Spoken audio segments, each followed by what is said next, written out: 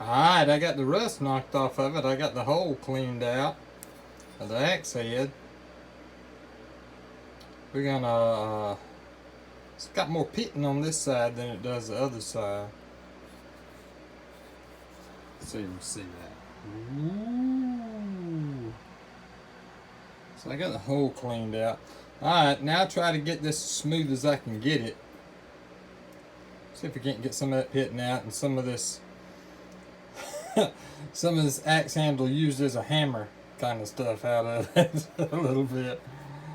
Like I said, I'm gonna wait till I actually get it on the handle to sharpen it.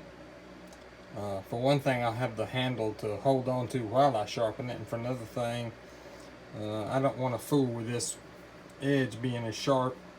You know, me trying to wrestle it on the handle and everything and moving it around.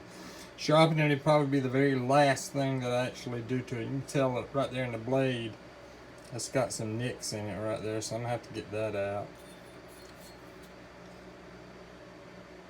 Right there. Alright, we're going to work on it some more. I got the heads cleaned up a little bit at least. Now, that pitting in there is going to be a pain. I got my file out there. I got my file out. I'm going to break out the file. We're going to put it on this doggone. Try to get some of this pitting out. It's doing pretty good so far. All I'm doing is taking my file and going across like this. So we're going to shiny it on up.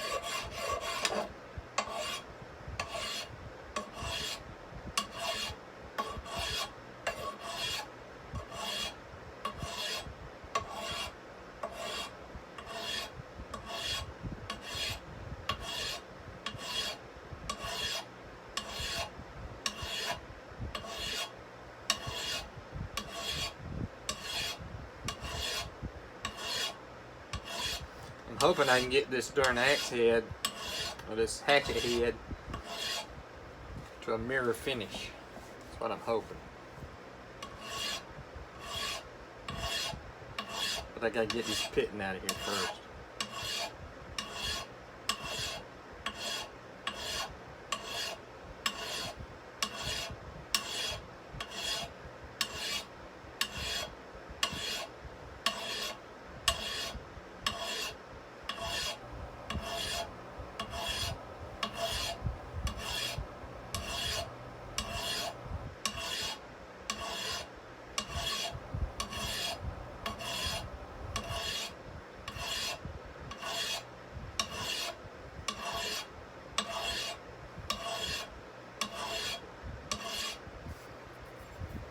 I think y'all get the idea.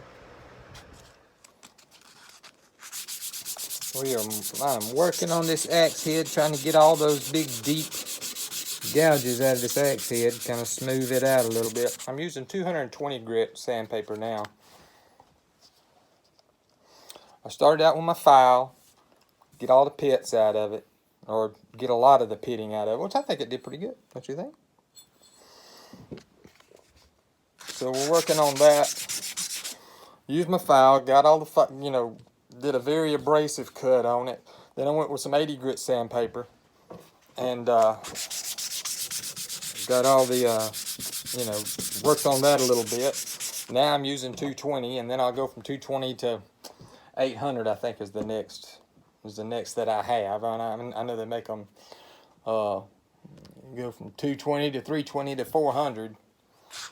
But if I do a good enough job with this 220, maybe I can go from this to 800. I've done it before, and it's really not that big of a deal. Talking about this virus, I know everybody's talking about this virus right now. And of course, right now, in the U.S., New York is the state that's really taking the brunt of it, but that's going to change.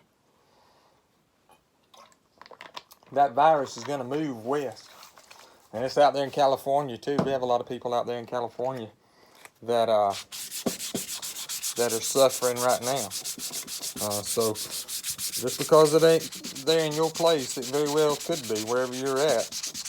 But you know, talking about New York, it was at one time a very spicy. It was part of a very contented deal. It was a spicy swap, unlike anything else you get in history. In the early 1600s, Great Britain and Holland were both vying for control over the valuable spice islands in the East Indies. Now, these islands are all but forgotten today. But these tiny islands were at one time considered prized possessions because of the nutmeg and the cloves that could be found there, and nowhere else actually. The British and the Dutch spent years battling for control over the lucrative trade. In 1616, British Captain Nathaniel Courthope actually staked a claim on the island of Run, spelled R-U-N, just like you're running, you know. It contained one of the world's only known nutmeg forests. There was only a ragtag, band of sailors and soldiers and natives. Courthope fended off the Dutch attacks for nearly 4 years. But what he didn't know is that he had a spy amongst his men, and the spy actually, eventually betrayed him to the Dutch. So they murdered Courthope and finally took the island in 1620.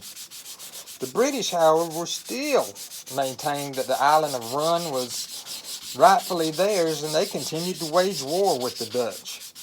Years later, when the two nations were ready to sign a peace treaty, the island was still a bone of contention. So to sweeten the deal, the Dutch offered to hand over the rights to another little remote island in return. If you hadn't guessed it by now, the island's name is Manhattan, a forest of nutmeg for the Big Apple.